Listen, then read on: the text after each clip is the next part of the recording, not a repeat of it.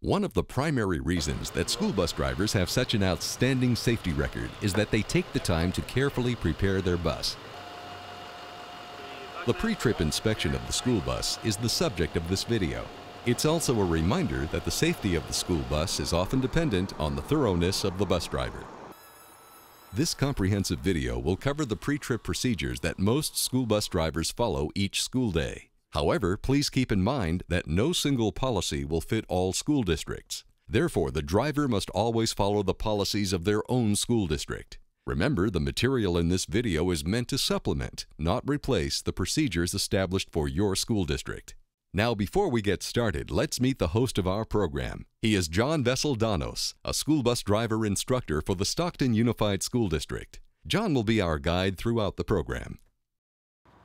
The pre-trip inspection begins with John checking underneath and around the bus to make sure there are no cracks or imperfections.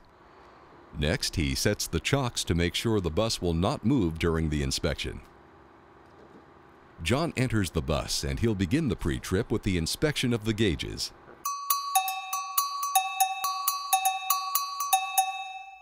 Okay, when I first get into the bus, I'll come in, sit down in the driver's seat. We'll make sure that the bus is in park. The parking brake is set.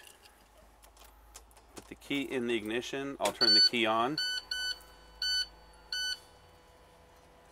Then I'll start the bus.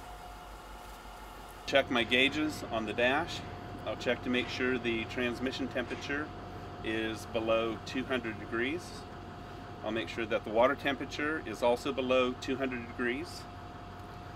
The oil pressure is in the normal operating range, which is usually somewhere between 40 and 70. Check to make sure the tachometer is working correctly. Just a little rev on the engine. Speedometer we will check as soon as we start moving the bus to make sure it's working correctly. Making sure the voltmeter is between 12 and 15 degrees, or on this gauge it's in the blue area. And then make sure that the fuel gauge is around a half a tank. Okay, then I will start on the gauges, or the panel on the left side here. Keep in mind that the configuration of the dashboard on each bus varies according to the specs of the bus manufacturer. Be careful when pre-tripping a new bus that you are aware of the exact configuration of the switches and gauges on the bus.